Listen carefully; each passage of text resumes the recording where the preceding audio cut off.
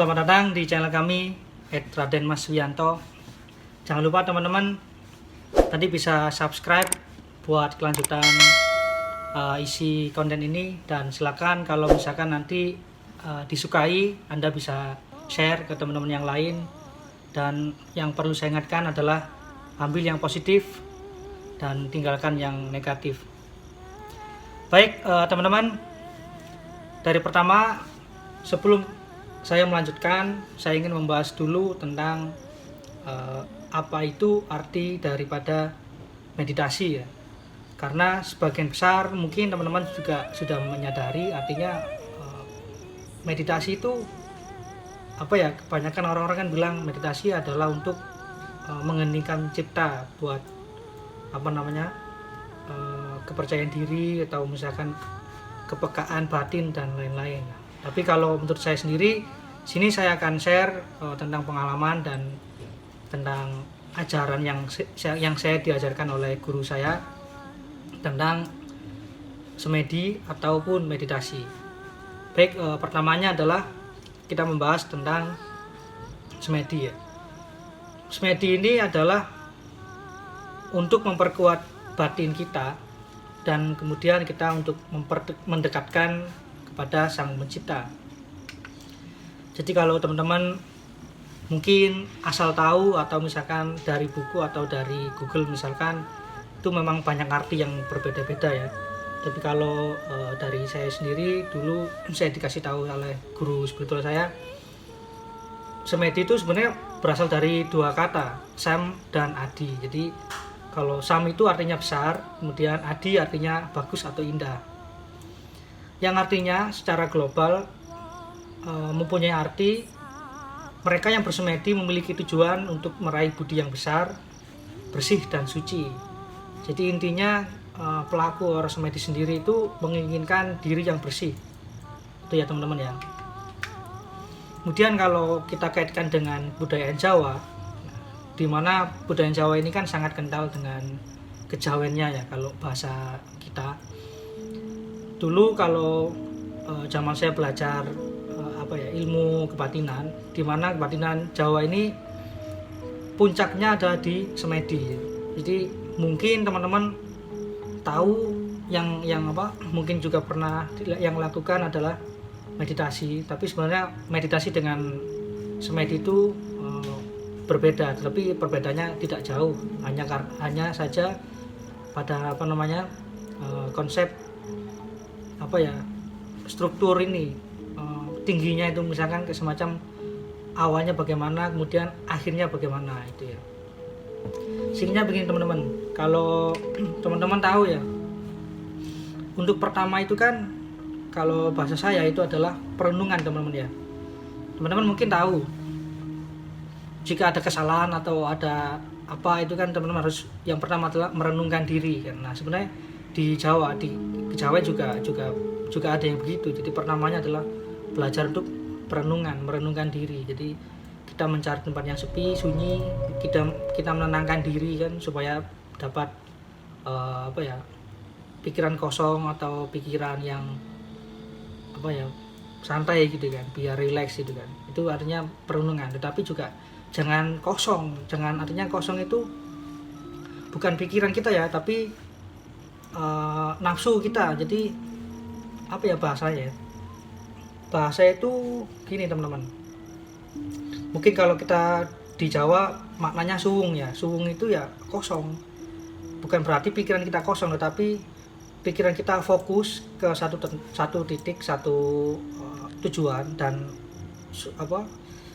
lingkungannya yang dimaksud sepi itu, yang kosong itu maksudnya ya di situ, di lingkungannya itu yang dinamakan ya. Jadi bukan pikiran kosong. Sehingga begini teman-teman, kalau misalkan teman-teman ingin berpikir positif, mendapatkan aura-aura positif, maka hal yang perlu dilakukan adalah pertama tadi perenungan. Tahap pertama itu adalah perenungan. Jadi teman-teman merenungkan diri. Kalau bisa jangan tidur terlalu pagi ya. Terlalu pagi itu kalau menurut saya jam 9 jam 10 itu masih pagi kalau menurut saya. Jadi pelaku spiritual itu biasa tidurnya itu di atas jam 12 malam. Jadi teman-teman bisa mulai tidur di jam 12 malam, misalkan setengah 1 atau jam 1 itu. Tapi sebelumnya meditasi dulu, atau bahasa untuk tahap pertamanya adalah perenungan. Nah, nanti teman-teman, jika teman-teman sudah bisa memaknai tahap perenungan ini, nanti teman-teman juga bisa masuk ke tahap kontemplasi, teman-teman ya. Kontemplasi ini dimana tingkat daripada fokus ini lebih tinggi daripada perenungan. Kalau perenungan kan merenungkan apa yang salah, apa yang ini, apa yang tidak apa ya, dienakkan dengan hati, kira-kira apa gitu kan, itu masih tahap perenungan. Tapi kalau kontemplasi ini aktivitas berdiam diri yang lebih dalam daripada perenungan, kayak semacam hari ini misalkan, hari ini tadi melakukan apa nih, salah apa gitu kan. Nah, kalau misalkan teman-teman dari tahap perenungan sudah tahu, oh ternyata hari ini tadi melakukan kesalahan ini kan. Nah, besok jangan diulangi lagi, teman-teman. Nah, itu tahap perenungan. Kemudian tahap kontemplasi adalah untuk berdiam diri, kemudian fokus agar tidak mengulangi lagi, itu masuk ke kontemplasi. Nah, kemudian teman-teman yang sering kali diketahui adalah tahap ketiga ya, meditasinya. Ini adalah tahap meditasi, mengacu pada fokus dan relaksasi, teman-teman. Sebab dengan hati yang tentram, seorang hamba itu, pelaku sendiri akan mampu mencapai isyarat ya, kayak semacam biasa kalau teman-teman pelaku ini melakukan yoga, itu juga bagian dari meditasi ya, teman-teman ya. Nah, kalau misalkan teman-teman sudah bisa mencapai ke meditasi, baru kemudian ini yang tahap selanjutnya, tahap keempat. Ini yang dinamakan semedi atau samadhi, teman-teman ya. Jadi semedi ini sudah masuk ke tahap akhir. Bagaimana yang biasa kita lakukan adalah menghusukkan diri atau memfokuskan diri dan konsentrasi pada satu titik. Kalau saya sendiri ada satu titik fokus, kemudian itu bisa sampai ini, teman-teman, sejam, 2 jam, bahkan lebih. Kalau orang Jawa bilang bisa sampai rogo sukmo ya. Jadi rogo sukmo itu hilang ini, raganya itu sampai keluar. Jadi kayak semacam orang ini diam, tapi sejatinya bukan di sini gitu, tidak tahu. Jiwanya itu sudah keluar itu kan. Kalau ada kalau bahasa kita namanya ini rogo sukmo, itu seperti itu, teman-teman ya. Karena kita sendiri juga ingin agar dekat dengan pencipta ya. Jadi Tuhan itu kan kalau tidak ditirakati atau tidak didekati dengan tirakat, dengan puasa, dengan lagu melek bengi ya, artinya puasa dan bukan begadang sih. Kalau melek bengi itu bahasa ya begini, teman-teman ya, semedi ya, mensucikan diri, itu kan Tuhan tidak bisa kita rasakan karena bagian dari gaib ya. Nanti teman-teman juga bisa lakukan. Oke, teman-teman, misalkan teman-teman baru masuk ke tahap perenungan. Jadi kalau saran saya tidak apa-apa, lakukan dulu, tidak apa-apa, lakukan misalkan nanti malam misalkan, atau besok malam, atau misalkan, atau terserah hari-hari apa, terserah. Tapi kalau saran saya adalah lakukan di hari weton. Hari weton itu adalah hari kelahiran, teman-teman. Pagi teman-teman bisa puasa weton. Puasa juga seperti yang orang-orang muslim kebanyakan lakukan, kayak puasa dari mulai subuh menjelang, kemudian menjelang maghrib baru berbuka, sama seperti itu. Tapi kalau puasa weton ini puasa di hari kelahiran. Jadi di Jawa itu ada namanya hari Jawa ya, Wage, Pon, Kliwon, dan seterusnya. Itu teman-teman harus tahu, teman-teman lahir di hari apa, pasarannya berapa. Nah, ini bahasanya kan pasarannya berapa, itu kalian puasa di situ. Kemudian setelah maghrib kalian buka puasa dan jangan tidur. Nanti tunggu jam 12 kalian bisa melakukan pertama perenungan dulu. Nanti kalau sudah nyaman dari tahap pertama, kemudian melewati masa ke tahap kedua kontemplasi, lalu kemudian tahap ketiga teman-teman bisa melakukan meditasi dan sampai di tahap terakhir, sampai ke tahap semedi. Nanti kalau teman-teman bisa lakukan itu dengan ini, nanti akan pasti aura positif itu akan muncul, akan terserap dengan diri kita. Tapi teman-teman jangan kaget kalau misalkan sudah melewati 7 kali berturut-turut puasa weton dan semedi ini kan, pasti teman-teman juga merasakan getaran yang ada di sekitar ini siapa, kemudian ini ada apa, suara apa, itu biarkan. Jadi itu adalah bagian dari alam, karena kita hidup memang dicipta bukan manusia aja kan, jadi gaib juga ada. Jadi kita juga harus mengimani memang ada gaib, tapi kita tidak boleh takut teman-teman ya, karena manusia itu diciptakan Tuhan lebih sempurna daripada jin dan setan.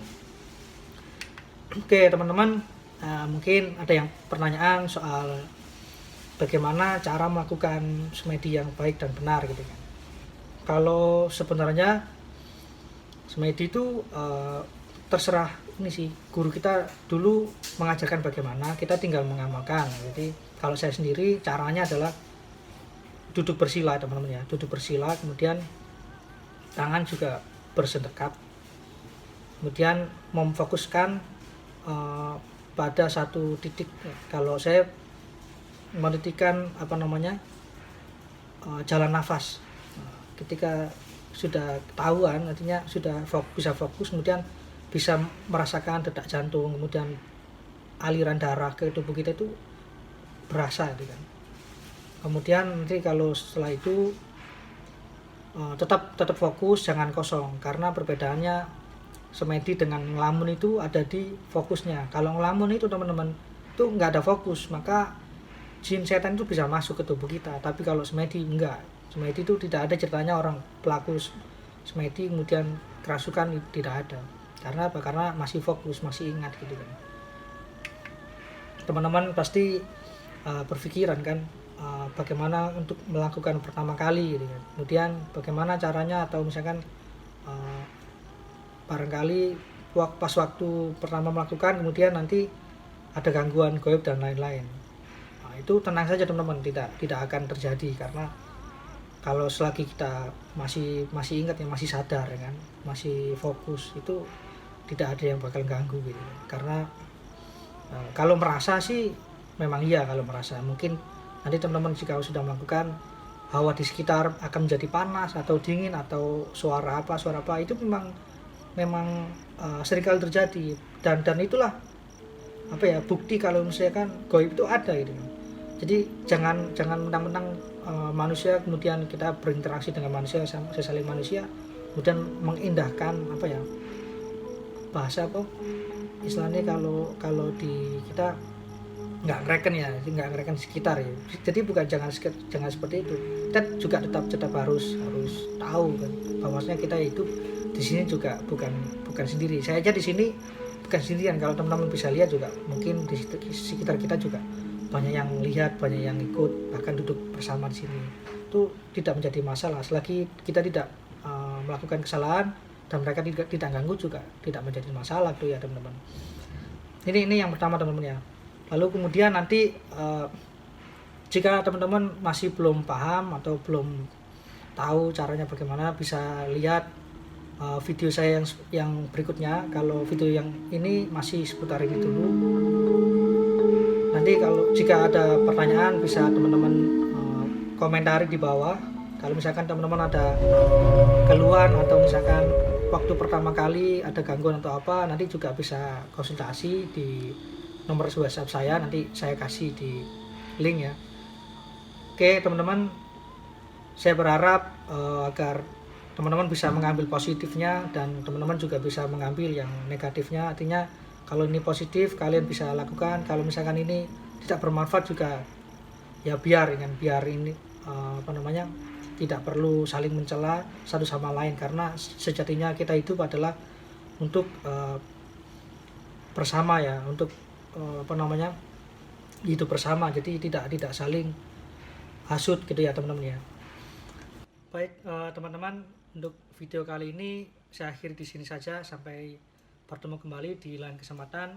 Jangan lupa teman-teman bantu subscribe dan share ke teman-teman yang lain jika teman-teman rasa video ini bermanfaat, dan silakan kirimkan komen serta tanggapan kalian. Sekian.